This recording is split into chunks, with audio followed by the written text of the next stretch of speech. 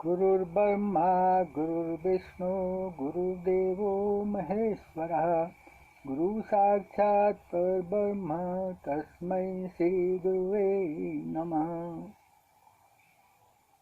जासु नाम भवभेषज हरन घोर त्रेताप सो कृपालु मोहितो हि पर सदा रहो अनुकूल सियापति राम। जय जय राम मेरे प्रभु राम, जय जय राम मेरे मन बसियो सीताराम। हार्दिक अभिनंदन, नमस्कार। आज की आहुति हम शुद्धि के लिए डालेंगे।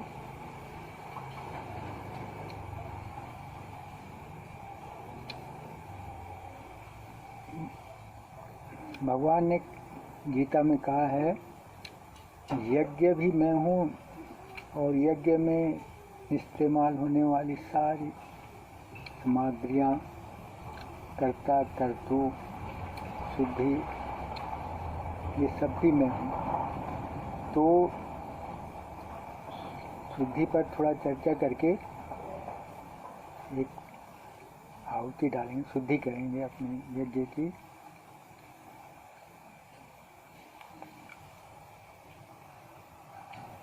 आपने संतों को, महात्माओं को कहते सुना होगा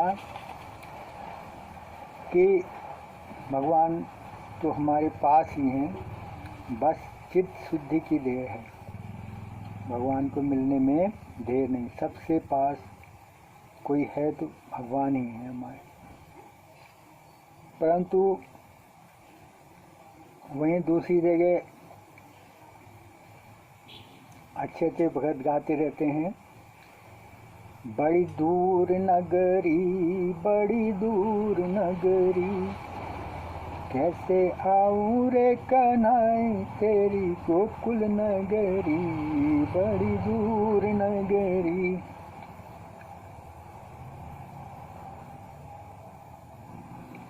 ऐसे ही मैंने एक महात्मा को पूछा कि बाबा भगवान मिलते नहीं, कुछ फायदा नहीं हो रहा है इधर लगने से। बोले ठीक चल रहे हो, लगे रहो, इसमें धीरज की ज़रूरत होती है, दिल्ली अभी दूर है, इतना मत घबराओ। मैं तो लगा ही रहा, परंतु किसी काम में कोई साथी भी हो साथ में तो अच्छा लगता है। तो मैंने अपने एक करीबी को, जिससे ज़रा थोड़ा बहुत मेरा जारी लगाव था, बोला कि भाई अरे यार तुम कभी इधर नहीं लगते, कभी गीता रामायण पढ़ लिया करो, मंदिर में दिया बाती कर लिया करो। तुम बिल्कुल नहीं करते।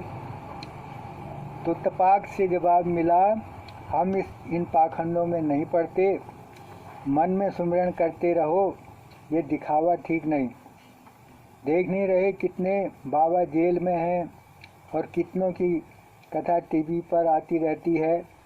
हमारा मन तुम्हारी तरह नहीं है, हम मन के साफ हैं। मन चंगा तो कठौती में गंगा। उसी बात से मैं सोचने को मजबूर हो गया कि ये कह तो ठीक ही रहा है, परंतु मैं तो पूजा पाठ सत्संग कीर्तन है, इस भजन भाव में लगा रहा, छोड़ नहीं सका। भले उसकी बात भी मेरे को ठीक लगती थी, परंतु मेरे लगे रहने का फ़ायदा ये हुआ कि समझ में आ गई कि चित्त शुद्धि इतनी आसान नहीं, और चित्त शुद्धि होती क्या है। मैं थोड़ा मूढ़ प्रकृति का आदमी था, मतलब बिल्कुल मूर्ख किस्म का आदमी था। सोचता था चित्त कोई दिखाई देने वाली चीज़ होती तो अच्छी तरह साफ कर देता। कम से कम देख लेता कि मेरे चित्त में ये ये गंदगी है तो साफ कर देता, भगवान मिल जाते मुझे भी। सच कह रहा हूँ, बहुत कोशिश करता परंतु गंदगी दिखाई नहीं देती। थक हार कर पहले की तरह ढर्रा चलता रहा मेरा। कभी कभी ये पूजा पाठ, सत्संग, कीर्तन पाखंड भी लगने लगा, परंतु धीरे धीरे सत्संग और पठन पाठन ने रंग दिखाया। पूजा पाठ भजन कीर्तन ने तो मन को इसका अधिकारी बनाया होगा। सत्संग की बातों को, ग्रंथों की बातों को ग्रहण करने का। परंतु सत्संग में जब मैंने सुना कि एक खटिक जो जिसको कसाई भी बोल देते हैं, जो कि बकरा मुर्गी काट कर बेचता है, तो वो सारी दिन भर अपनी दुकान में बैठा रहता है लेकिन उसको बदबू नहीं आती। लेकिन एक महात्मा अगर उसकी दुकान के पास थोड़ी देर भी खड़ा हो जाए तो उसको खड़ा होना मुश्किल हो जाता है। इसका मतलब ये हुआ कि जब तक वो खटिक कुछ दिन उस वातावरण से दूर नहीं रहेगा, उसे बदबू का पता नहीं चलेगा। उन्हीं दिनों मैं रामायण रामचरितमानस का उत्तरकांड पढ़ रहा था, तो उसमें मन की गंदगी को ही जो है मानस रोग करके लिखा है सबके लखी बिरलन उपाय। और लिखा है कि मोह मतलब मेरा परिवार, मेरा खानदान, मेरा घर, तेरा घर आदि जो ये बातें हैं, ये इसको मोह बोलते हैं। ये सब गंदगी की जड़ है। मेरा तो माथा ठनका कि मैं उस नादान की बात को कितनी सच्ची समझता था जो तपाक से कहता था हमारा मन तो साफ है। इसका मतलब मैं भी उस समय उसी तरह नादान था, मुझे भी बदबू नहीं आती थी, मैं भी अपने मन को साफ ही मानता था। लेकिन अब पता चला कि संत लोग इस मेरा तेरा को ही गंदगी मानते हैं, काम क्रोध को गंदगी मानते हैं, जो वो आजकल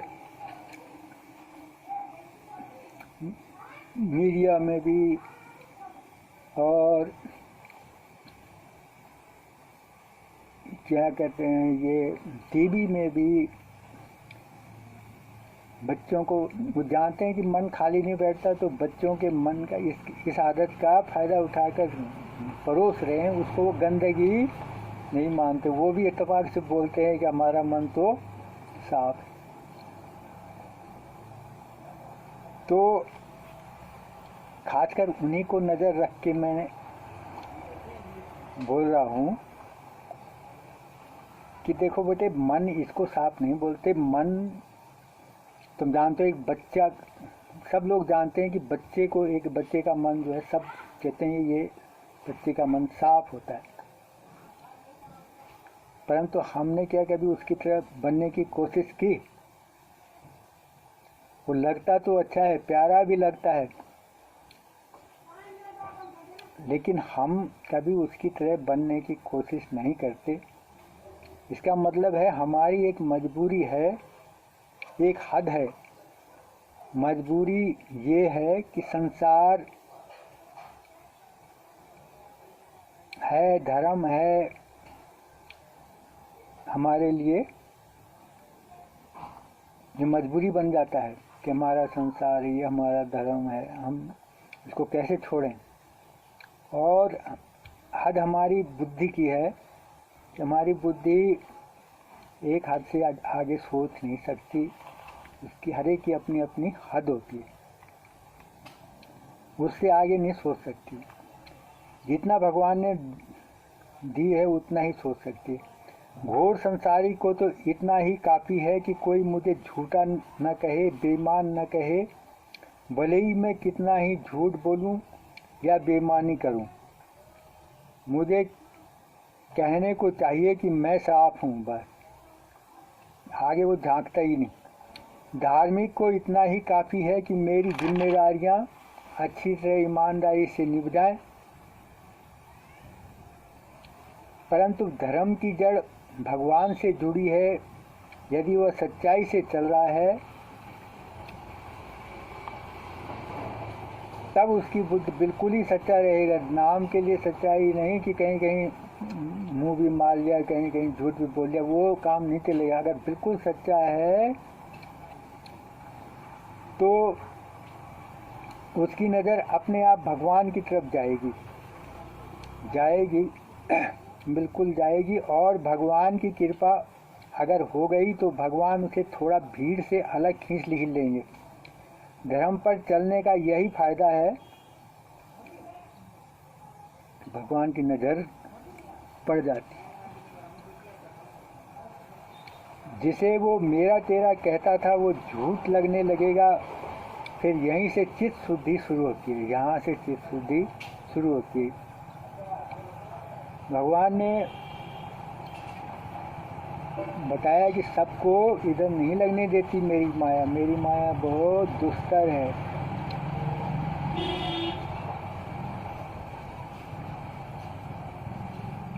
चित्त शुद्धि, भगवान को पाना, माया से पार जाना, ज्ञान होना, ये सब अलग अलग बातें लगती हैं, पर ये सब एक ही बात है। माया उधर लगने नहीं देती।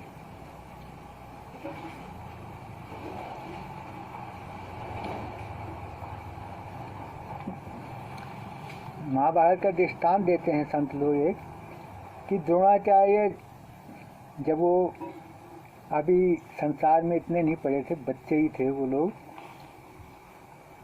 कौरव पांडव, तो द्रोणाचार्य ने दुर्योधन को कहा कि कोई अपने से सच्चा आदमी ढूंढ कर लाओ, और युधिष्ठिर को कहा कि कोई अपने से झूठा आदमी ढूंढ कर लाओ। वो पूरा दिन घूमते रहे, परंतु शाम को दोनों खाली लौट आए। युधिष्ठिर को कोई अपने से झूठा नहीं मिला और दुर्योधन को कोई अपने से सच्चा नहीं मिला। तुम कहोगे दोनों पागल थे, ड्रामा कर रहे होंगे। नहीं, दोनों सच्चे थे। हम सब भी ऐसे ही घूम रहे हैं, जैसा हमारे अंदर होता है हमको वही दिखाई देता है। माया ऐसे ही नचाती है। संतों के संग से नारद जी को भगवान को पाने की हुई, तो संतों ने मंत्र दे दिया। मंत्र लेकर वो एक पेड़ के नीचे बैठ गए, मंत्र जपने लगे, ध्यान करने लगे। एक दिन भगवान ने दया करके एक झलक दिखा दी। फिर उन्होंने उस झलक को दोबारा देखने के लिए बहुत कोशिश की, बहुत जतन किया, भगवान दिखाई दें तो कुछ बात करूं, समाधान पाऊं, परंतु वो झलक दिखाई नहीं दी। बहुत दुखी हुए, गिड़गिड़ाते रहे। तो एक अनहद वाणी आई, जिसे हम आकाशवाणी भी कहते हैं। अभी चित्त शुद्धि करो तब उसके अधिकारी होगे। तुम्हारे मन को अपने में लगाने के लिए इतना ही ठीक है। तब नारद जी पूरे समर्पित भाव से भगवान की भक्ति करने लगे। भगवान ने प्रसन्न होकर उन्हें दर्शन दिया, और उस जन्म में तो वो हमारे तुम्हारे जैसे इंसान थे, परंतु दूसरे जन्म में भगवान ने उनको अपना ही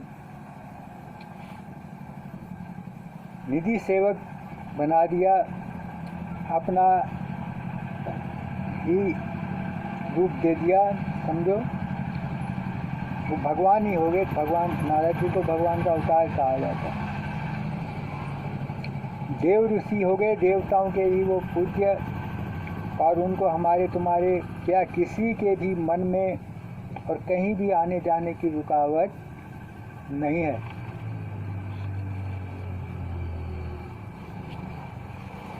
तो कहने का भाव यह है कि चित्त शुद्धि का क्या फायदा है और कितना जरूरी है, कितना मुश्किल है, इस पे मैं थोड़ा सा झलक दे रहा था।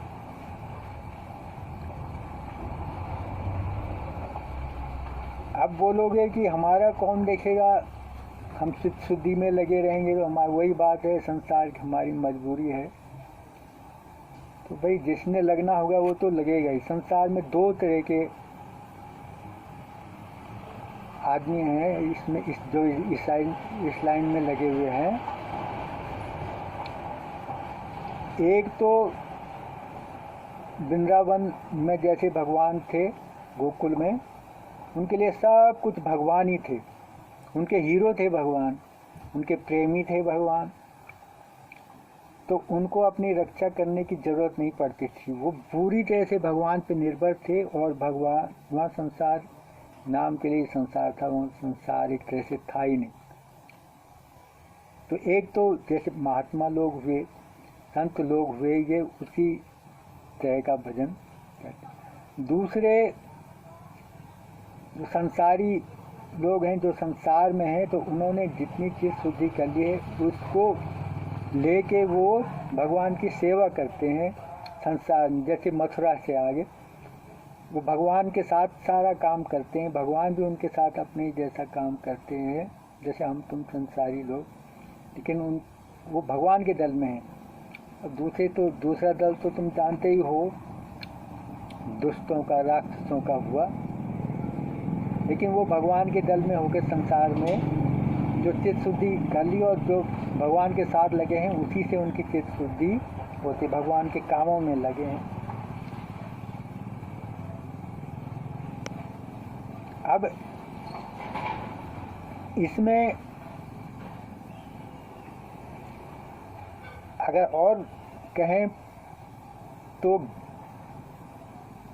क्या चित्त शुद्धि के लक्षण हैं हम नापें तो गीता में और भी कई ग्रंथों में चित्त शुद्धि को जिसकी हो गई है उसको जीवन मुक्त करके उसके लक्षण कहें तो उस आदमी के लिए मिट्टी सोने में कोई फर्क नहीं। समलोष्टः कांचना, पंडित मूर्ख में कोई फर्क नहीं उसके लिए। अंदर से व्यवहार की बात है, अंदर से वो ऐसा, उसमें बहुत से लक्षण बताए हैं।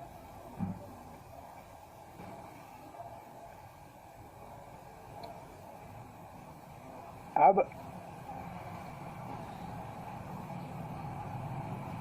ये कैसे प्राप्त करें तो थोड़ा सा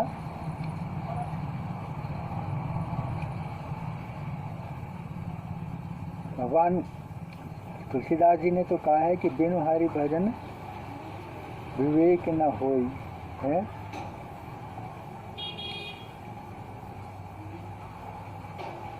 और बिनु हरि भजन न भवतरिय, यह सिद्धांत अपेल।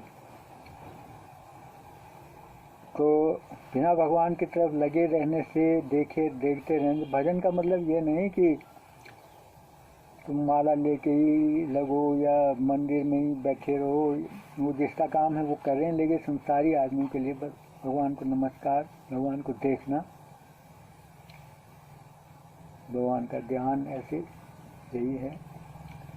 और वैराग्य इसमें सबसे बड़ा संबल है, तलवार है।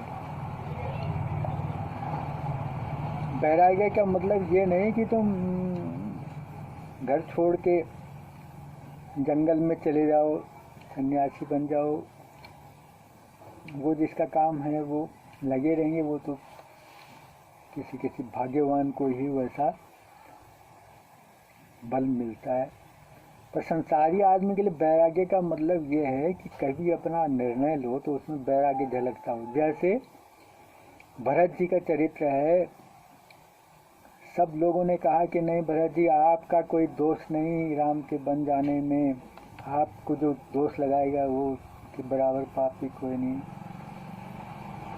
माता कौशल्या ने भी कहा, गुरु जी वशिष्ठ ने भी कहा, पर भरत जी ने न धर्म देखा न कर्म देखा। उन्होंने कहा राम को मिले बिना मैं तो कुछ नहीं करूँगा, ये तुम्हारी बात नहीं मानूंगा। तो ऐसा निर्णय होना चाहिए, अपनी झलक कभी कभी ऐसा आना चाहिए। द्रौपदी को के 5 पुत्र मार दिया अश्वत्थामा ने। अर्जुन अश्वत्थामा को पकड़ के लाया। द्रौपदी ने कहा अरे नहीं, छोड़ दो, मैं तो निपुत्री हो गई, मेरे तो 5 मर गए, इसकी माँ को क्यों अपुत्री कर रहे हो तुम, इसको छोड़ दो। भगवान ने भी कहा ये आत्ताई है, सब ने कहा इसको मारना उचित है, लेकिन द्रौपदी नहीं मानी, आखिर सबको मानना पड़ा है। तो संसार में कितना होता है बदले का जोर, लेकिन अपना हुआ है फायदा नहीं होगा। तो चित्त शुद्धि वाले ऐसा निर्णय लेते हैं। अर्जुन को सुना है स्वर्ग में अप्सरा जो कि सबसे सुंदर थी, उसने समर्पण करने की चाही, रात में अकेले में आई, लेकिन अर्जुन ने कहा आप अप्सरा हो, मेरे पिताजी इंद्र की आप पत्नी हुई। उसने कितना कहा कि यहाँ ऐसा नहीं चलता, लेकिन अर्जुन ने धर्म नहीं छोड़ा अपना, बस जितना जानता था उसने उतने से कहा मैं तो नहीं करूँगा, मैं नहीं तुम्हारे साथ इसमें सहयोग दे सकता। कितना उसका आग्रह रहा होगा, उसने साफ भी दिया, लेकिन अर्जुन नहीं दिया। तो हर तरह के उसमें आवेग में वैराग्य पे जो वैराग्य पे टिके हैं, वो चित्त शुद्धि का स्वाद लेते हैं। तो इस प्रकार ये चित्त शुद्धि कितनी मुश्किल है हमने देखा। हमने क्या, तुलसीदास जी जैसे संत भी कहते हैं मौसम कौन कुटिल खल कामी। तो हम जैसे को तो जब समझ में आया, जब गंदगी दिखाई दी, तो हमारे तो बोलती बंद हो गई।